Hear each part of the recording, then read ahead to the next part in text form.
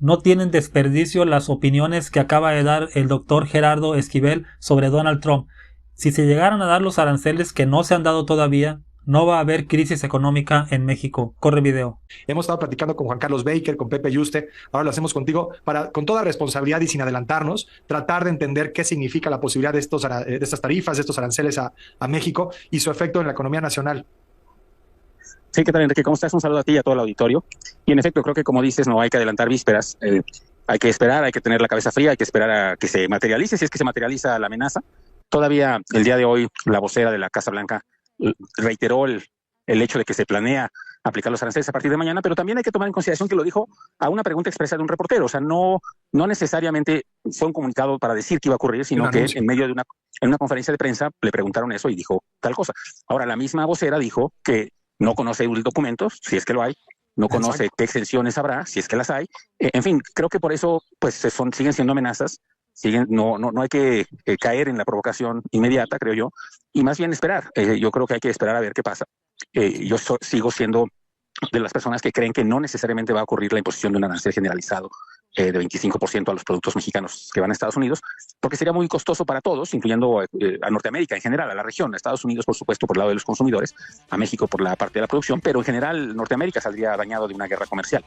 Yo en ese sentido creo déjame hacer una breve pausa, Gerardo, para no interrumpirte en medio de una idea. Y sí te quiero preguntar un par de cosas. Esto que dices sobre pues, el efecto inflacionario que tendrían en Estados Unidos y la consecuencia política de ese efecto inflacionario, entre otras cosas. Ya volvemos en tiempo real. ¿Cómo puede prepararse un poco la economía mexicana ante un posible golpe del tamaño que sea, si es que llega mañana desde Estados Unidos? Mira, lo que habría que hacer es, tenemos ya en marcha un sistema desde hace muchos años que permite absorber este tipo de choques de una manera más ordenada, que es a través del tipo de cambio. Tenemos un régimen cambiario flexible que absorbe este tipo de choques. Si se impusieran los aranceles, posiblemente habría una presión para una depreciación del tipo de cambio y ocurriría. Y esa depreciación no necesariamente es negativa, porque permitiría que los productos mexicanos no perdieran competitividad en el mercado norteamericano a pesar del arancel. Entonces, si eso ocurriría, lo que esperaríamos es ver una depreciación. Ya en parte la hemos estado viendo estos días. El tipo de cambio, recordemos, está en 20.70, que ha sido una depreciación respecto a lo que teníamos en las últimas semanas. Y para eso sirve un régimen de tipo de cambio flexible. Es así. En fin, hay mecanismos para hacer que no sea un choque tan grande para la economía. Lo cierto es que es muy importante para la audiencia que sepa que esto no va a producir una crisis económica, puede producir una desaceleración económica, que de por sí ya estamos en un proceso de desaceleración por distintas razones, que posiblemente podría conducir a una recesión, pero una recesión tampoco es algo tan grave, digamos, es un receso, como su nombre lo indica, en el crecimiento económico, y no es algo deseable, pero no es lo mismo eso que una crisis como las que vivimos en el pasado. Sí, no estamos en un escenario necesariamente catastrófico, ¿no? Exactamente, no es un escenario catastrófico. El propio mercado lo refleja cuando, por ejemplo, hoy, cuando se anuncia que va a ocurrir esta posible aplicación de los aranceles, el tipo de cambio subió de 20.50 a 20.70, o sea, es un ajuste moderado, yo diría. El tipo de cambio, hay que recordar, hoy en día está por debajo de donde estuvo hace 8 años, cuando tomó por primera vez la presidencia Donald Trump. O sea, de ese tamaño es el hecho de que el mercado ha venido aprendiendo un poco de estas amenazas continuas y recurrentes y lo incluye, pero lo toma con cierta precaución. Y estamos en eso y creo que hay mecanismos para absorberlo. Y luego están los mecanismos de política comercial, que serían las represalias que podría imponer el gobierno mexicano, que de hecho sobre esto tenemos ya una experiencia de 2019, cuando ocurrió por primera vez, de 2017, perdón, cuando ocurrió por primera vez la aplicación de aranceles por parte de Donald Trump. México, el gobierno mexicano del entonces presidente Peña Nieto, respondió con otros aranceles y al final se tuvieron que quitar muy rápido porque la presión que sufre el gobierno norteamericano de los congresistas, de las entidades donde se aplicó el arancel muy quirúrgicamente en productos, sobre todo agropecuarios, lastimó mucho inmediatamente a los productores agrícolas norteamericanos, empezaron a quejarse y se retiró rápidamente los aranceles de ambos lados. Con las redadas, ¿no? Y cómo están en esa parte también exprimiendo el mercado laboral en Estados Unidos, que sabemos depende muchísimo de la migración indocumentada. Esa es la realidad. Construcción, así es. La parte de agropecuaria, el tema de servicios alimenticios, pues es un doble golpe a esa economía. Así es, entonces yo creo que hay que tener la cabeza fría, hay que esperar a ver qué pasa. México tiene, contrario a lo que mucha gente piensa, porque México es una economía mucho más pequeña que Estados Unidos, pero somos una economía con mucho poder, digamos, de negociación, porque somos el socio comercial más importante de Estados Unidos, y eso implica que, digamos, de todos los países en el mundo somos el que más le vendemos. Entonces muchos productos nuestros, pues sí tienen mucha influencia en el mercado y en el consumidor norteamericano, y por lo mismo yo creo que no es tan fácil que se apliquen, y si se aplican no creo que duren mucho, sinceramente, como la vez pasada que duraron unos cuantos días, y luego regresamos. Y recordemos el caso de Colombia que mencionaban hace poco. Lo de Colombia se quitó y se puso el mismo día, o sea, ni siquiera se implementaron, nada más fue la amenaza, ¿no? Entonces, por eso es que hay que ser cuidadosos. Trump es su estilo, ¿no? Estirar la liga, y no debemos caer en la digamos, en la precipitación y en tener una cabeza fría para responder, porque, y creo que en ese sentido el gobierno mexicano lo ha hecho razonablemente bien, diciendo esperemos a ver qué pasa.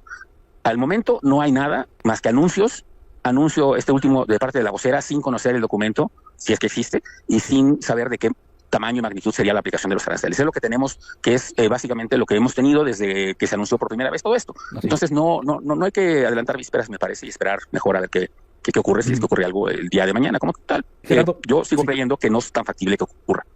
Gerardo, te saluda Paco Almaraz. Hablando de esto de presiones, hay grandes compañías que dependen de las cadenas de suministro trilaterales. ¿Es posible que sea la presión de estas empresas estadounidenses la que frene las intenciones de Trump?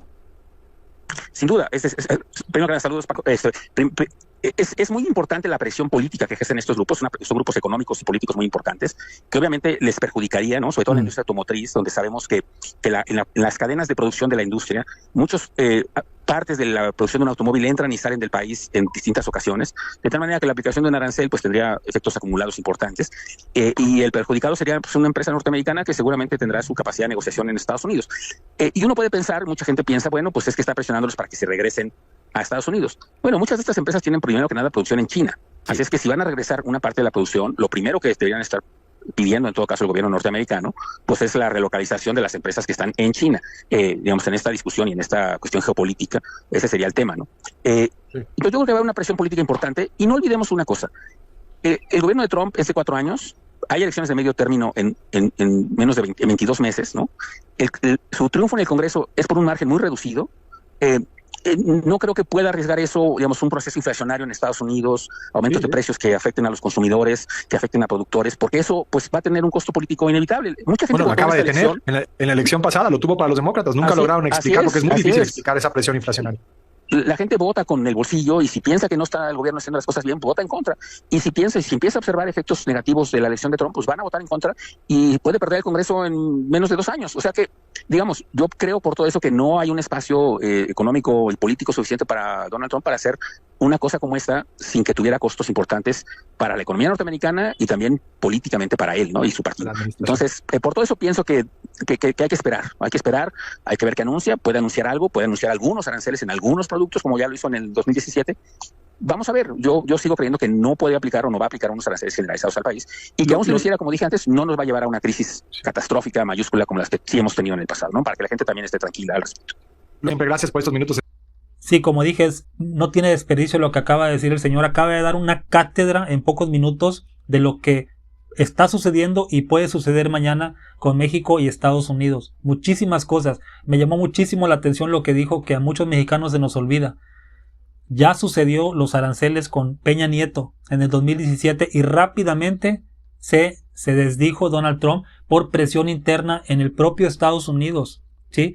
Ahora imagínate si esto se llegara, toco madera, pero llega a suceder mañana, el 1 de febrero, y se imponen los aranceles. No solamente va a haber presión del mercado interno, de los agricultores, de las grandes cadenas manufactureras, que se van a quejar con el gobierno y van a hacer que Donald se retracte, Donald Trump, sino que va a haber ahora mucha fuerza latina que va a boicotear. Si de por sí ya están heridos, lastimados por la criminalización que se le está dando a los inmigrantes, pues añádelo a que va a haber muchas presiones internas. O sea, solamente estamos hablando de lo que va a suceder en Estados Unidos si él se da un tiro en el pie y le impone aranceles a su principal socio comercial.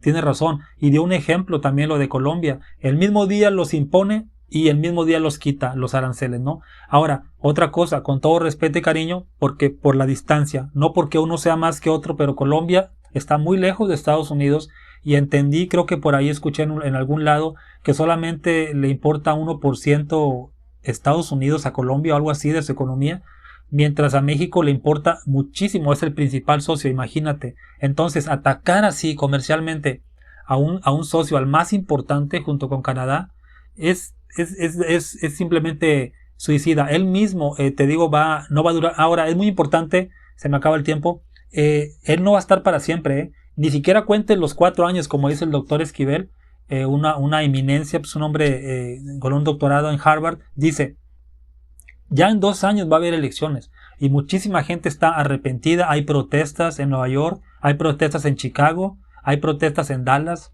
contra la administración de Trump. Apenas lleva 7, 8, ¿cuántos? 11, 10 días. O sea, y el doctor Esquivel está diciéndote que en 2 años va a haber elecciones intermedias. Le van a dar la vuelta. A lo mejor no lo van a destituir, obviamente, pero le van a dar la vuelta a Donald Trump y ya no va a poder hacer lo que él quiera. Entonces, y ahora imagínate, en 4 años, pues lo van a mandar allá muy lejos, ¿no? Y van a poner a un demócrata para que trate de arreglar todo este cochinero que está provocando Donald Trump. Dime qué piensas tú. Hasta luego.